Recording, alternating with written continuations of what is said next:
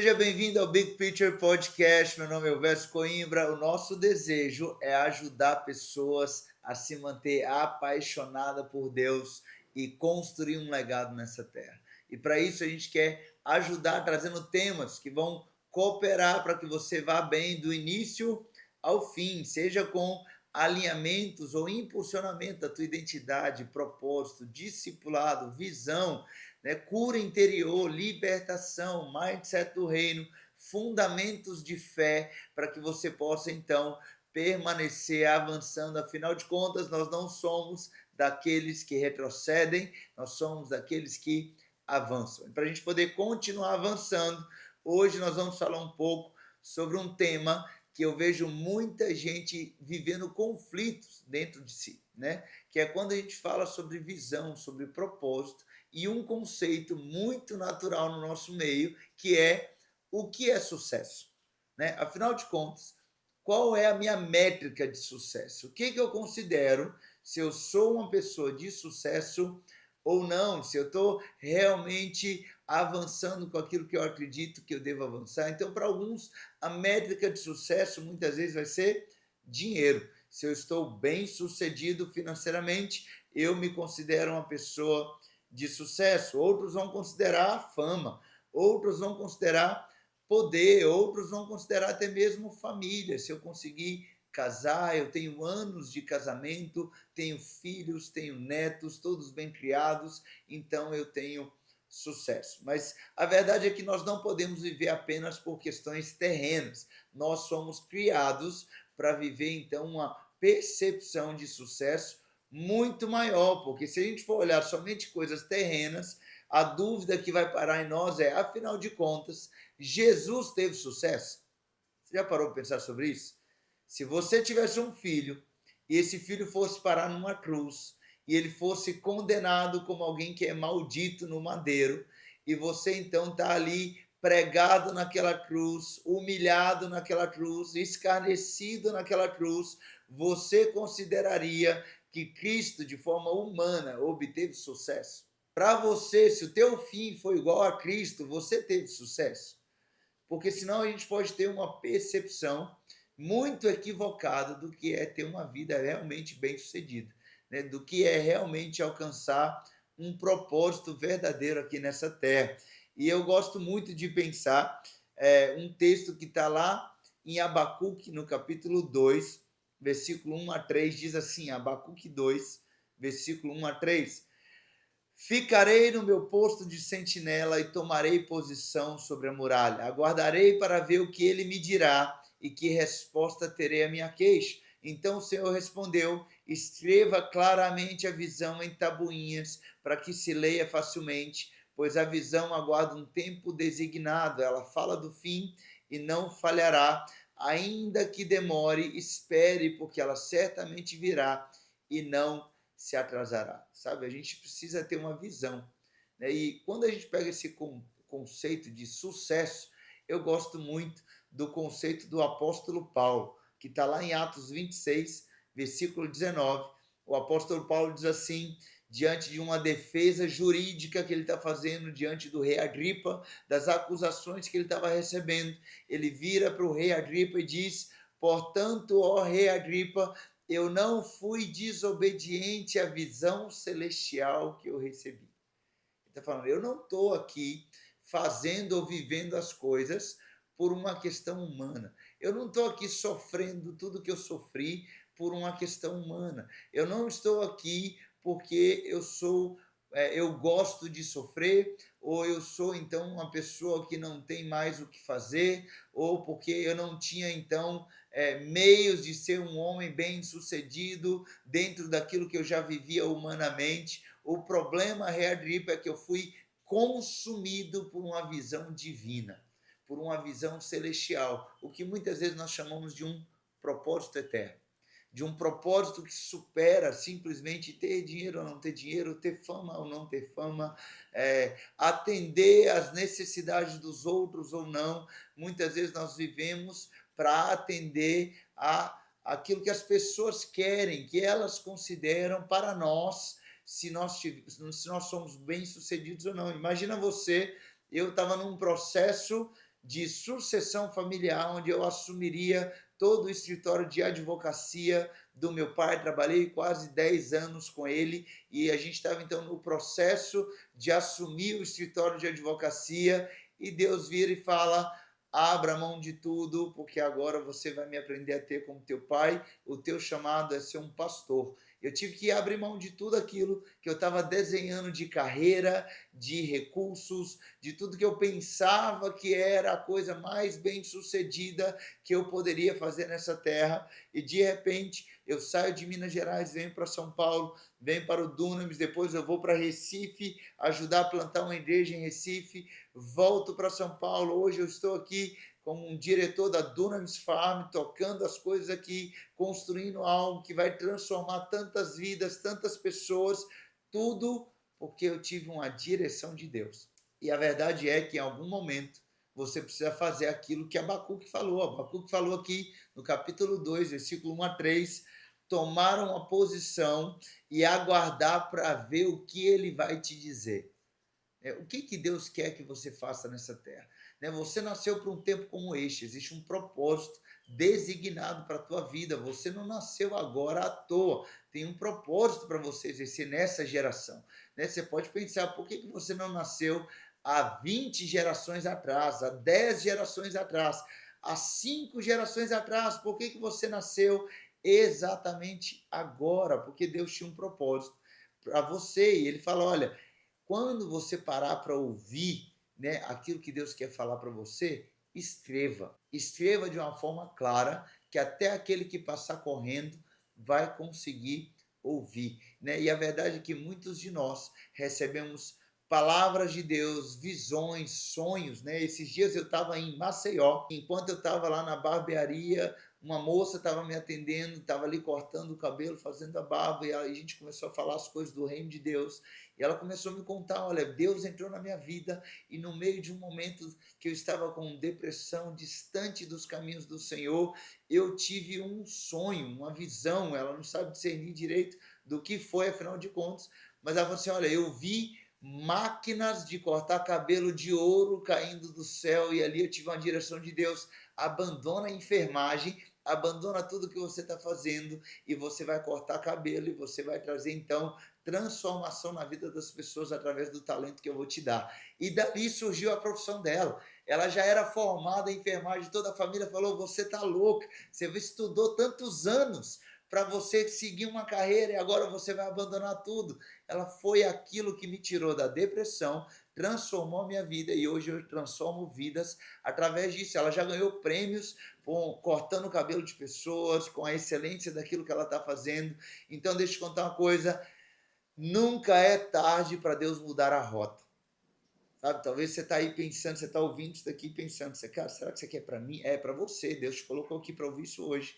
Talvez você está aí questionando a Deus, será que já viveu tudo aquilo que você poderia viver com Ele? Será que você não está na hora de tentar e abrir um espaço para Deus poder fazer uma intervenção divina e mudar a tua rota? Em algum momento, no caminho de Damasco, Deus teve que mudar a rota de Paulo. No meu caso, lá em Minas Gerais, no meio de uma boate, Deus mudou a rota. Não sei como foi a tua mudança, mas pode ser que ela esteja começando agora e Deus esteja mudando a rota com você. E aqui ele diz, olha, a visão ela aguarda um tempo designado, tem um processo, sabe? Entre a palavra e você ter esse tempo designado onde a palavra vai cumprir, você precisa de um posicionamento, de um alinhamento, sabe? Eu vejo tantas pessoas recebendo palavras de Deus, direções, e depois ficam frustradas profeticamente, porque eu não sei o que aconteceu, Deus não cumpriu em mim. Bom, a verdade é que a palavra de Deus diz que a palavra de Deus não volta vazia sem cumprir o propósito que ele determinou, porém a Bíblia não diz que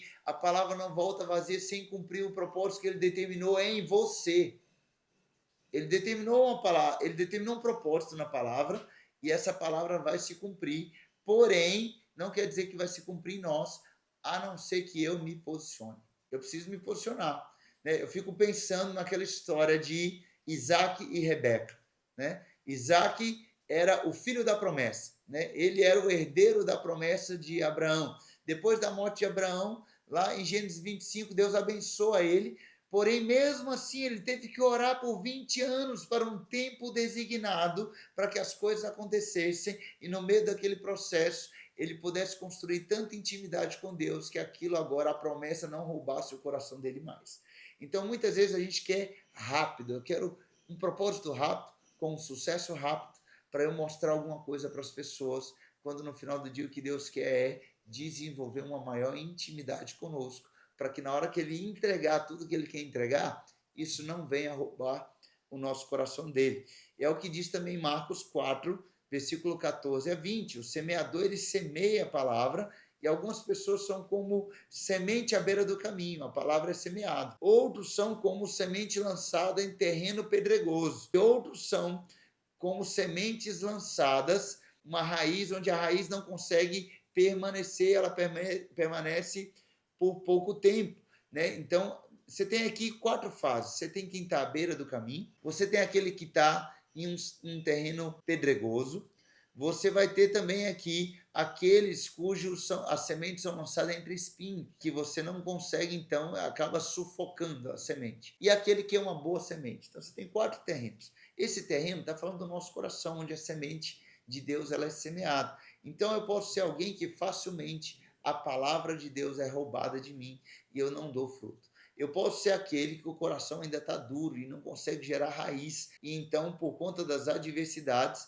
eu acabo logo, né, perdendo a alegria e sendo roubado daquilo que Deus poderia fazer em mim. Outros são como aqueles que estão nos espinhos, a preocupação dessa vida, o engano das riquezas e o anseio por outras coisas acaba sufocando a palavra. E tem aqueles que são sementes lançadas em boa terra, que aceita a palavra e colhe daquilo que foi lançado. Então, a primeira coisa é que você precisa visitar o teu conceito de sucesso. O que é sucesso para você?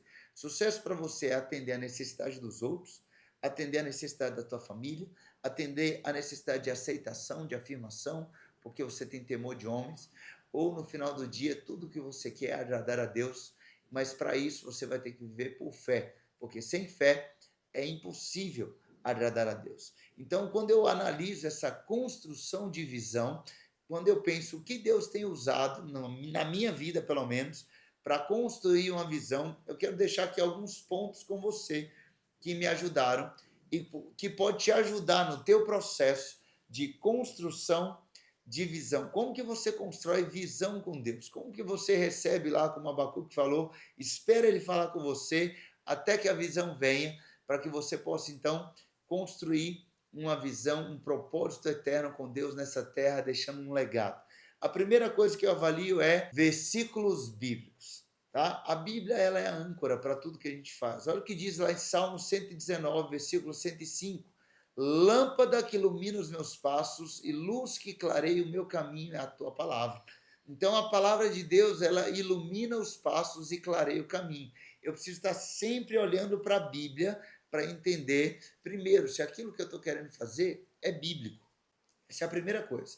Porque Deus não vai abençoar algo que você quer fazer que é antibíblico, tá bom? A segunda coisa é, se você tiver um versículo bíblico que ancora a tua tomada de decisão, melhor ainda. A segunda coisa são direções sobrenaturais, é o que está lá em Atos 2, versículo 17 e 18. Nos últimos dias derramarei do meu espírito sobre todos os povos, filhos e filhas profetizarão, jovens terão visões, velhos sonharão. Então presta atenção, você que é jovem, a Bíblia está falando que você vai ter visões. Você que é da melhor idade está falando que você vai ter sonhos. E aqui você pode falar tanto de sonhos proféticos, quanto de sonhos realmente você dormindo e tendo um sonho, quanto também, né, como a gente falou aqui daquela moça que teve aqui a visão, o sonho lá das máquinas de cortar cabelo de ouro caindo do céu, né? Você pode ter várias direções de Deus e você pode também ter um desejo no coração, que afinal de contas Deus se agrada em realizar os desejos do nosso coração, um sonho que veio do coração de Deus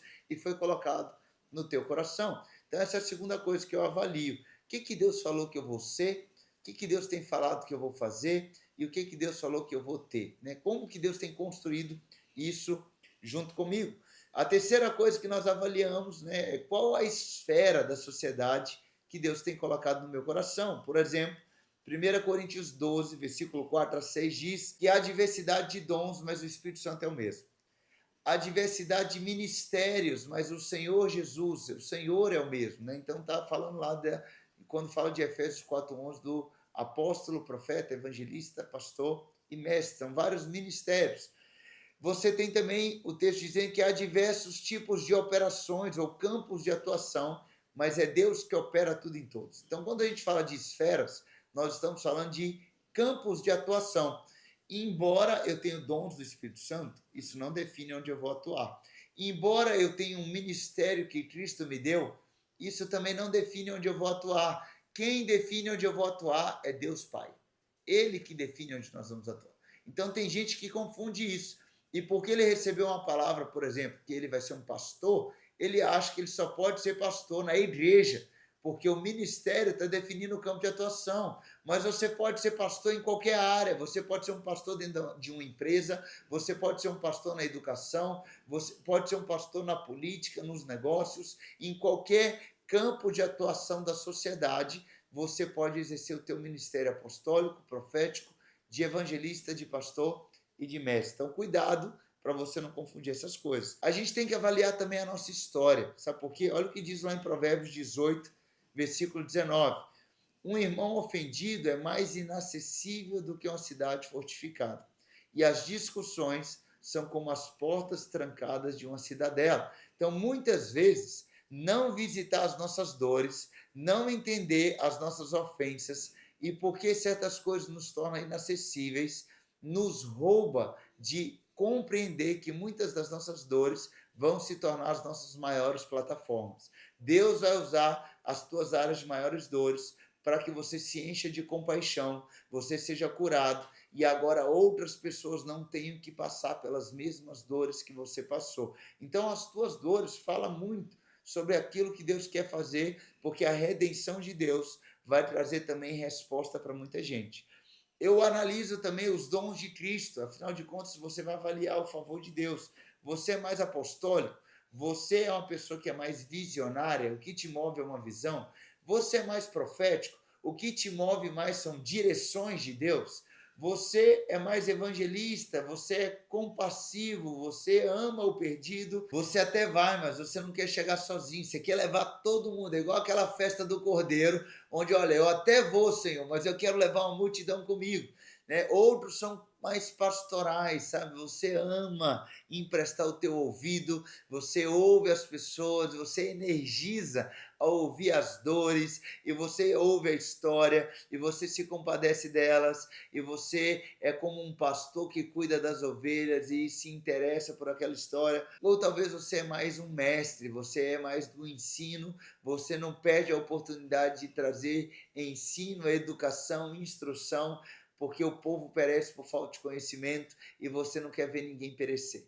Então isso também traça muito a tua personalidade, quem você é e como você vai atuar. Uma coisa que te ajuda também na construção da tua visão é você entender os teus talentos e a tua habilidade. Por exemplo, Êxodo 31, versículo 1 a 5, fala da história de Bezalel. Depois leia lá a história de Bezalel. O cara era um artista e foi o primeiro artista cheio do Espírito Santo. E ele então começa a construir a tenda do jeitinho que Deus pediu. Outra pessoa aqui é 1 Samuel 16, versículo 17 e 18, fala de Davi e da capacidade de Davi de tocar instrumentos musicais e trazer ali um momento de conforto sobre o rei Saul. E essa foi a forma de Deus conectar Davi com o destino dele, porque Deus tirou ele lá das ovelhas para colocá-lo no palácio e usou a música como uma desculpa.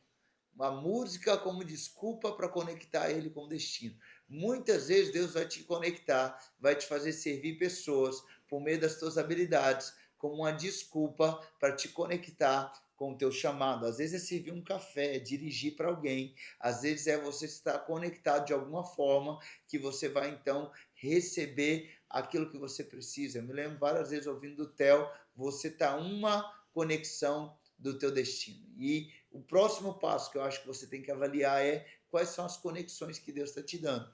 Por exemplo, né, quando você pega na Bíblia, a conexão que Deus deu para Paulo foi Barnabé. Se não fosse Barnabé na história do apóstolo Paulo, talvez ele nunca teria se conectado com os apóstolos, nunca teria se conectado com o destino dele, mas Barnabé acreditou em Paulo e correu todo o risco necessário para que ele fosse então impulsionado para o chamado dele. E Paulo vai lá e replica a mesma coisa em Timóteo, e vai lá e pega Timóteo então e dá destino para a vida de Timóteo. Deixa eu te dizer uma coisa, o teu sim destrava o sim de outros. O teu sim abre uma janela de oportunidade para que outras pessoas possam se alinhar com o Kairos de Deus e com o destino de Deus na vida deles. Foi assim, Áquila com Apolo, né, fazendo aquilo que Paulo tinha feito com Áquila. Áquila vai lá e faz com Apolo, porque foi aquilo que todos nós aprendemos com Jesus. Deus pegou 12 improváveis, que são os apóstolos, e o sim de Jesus colocou eles debaixo de um novo Kairos de Deus, que impulsionou eles para o destino deles e nos impulsiona até hoje para o nosso destino. Então, quando a gente fala de construção de visão, o que eu preciso? Eu preciso de tudo isso para construir uma visão? Não. Eu preciso de uma convicção para que eu possa chegar diante dos homens e falar como o apóstolo Paulo: portanto, rei Agripa, eu não fui desobediente à visão celestial que eu recebi. Sabe, eu não quero chegar diante de Deus e falar e ouvir dele: servo mau e infiel, né? E eu recebi algo dele e eu não peguei aquilo que Deus me confiou e multipliquei no campo celestial para que pessoas pudessem ser impactadas, transformadas, libertas, curadas, salvas, que pessoas pudessem ter o teu destino transformado, porque começou em Deus, mas terminou em mim. Deixa eu dizer uma coisa, ele é o alfa e o ômega, começa nele, termina nele e passa por nós. Jesus falou, eu sou o caminho, passa por nós para que seja feito através de nós. Nunca deixe que aquilo que Deus começou a fazer na tua vida pare em você. Sempre tem que reverberar na vida de outros. Eu quero orar sobre a tua vida para que Deus possa mudar a tua mentalidade, a tua visão, o teu propósito, para que você não queira viver por coisas terrenas, mas assim como o apóstolo Paulo, você possa buscar uma visão celestial que vai te impulsionar para aquilo que é a vontade de Deus. Deus, eu quero declarar sobre cada um que está nos ouvindo aqui hoje, que o Senhor possa alinhar o propósito, que eles não venham ignorar. O Senhor não é homem para mentir, nem filho do homem para se arrepender, que aquilo que eles ouviram lá atrás, as palavras proféticas, talvez que se perderam no tempo, talvez você enterrou palavras, você nunca nem orou por elas, porque você nunca acreditou nelas.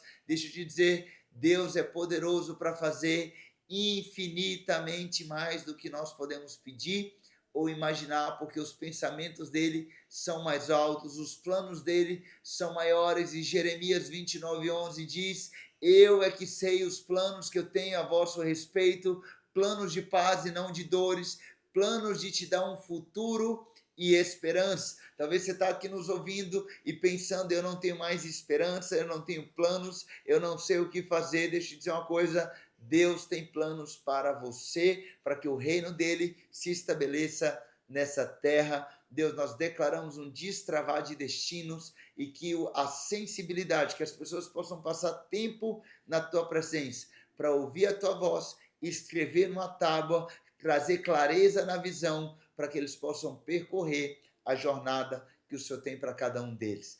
Deus te abençoe muito. Foi muito bom estar com você nesse momento. Se você ainda não nos segue nas nossas redes sociais, acompanha, vem junto. Tem uma jornada incrível para Deus viver com você e nós nos encontramos por aí.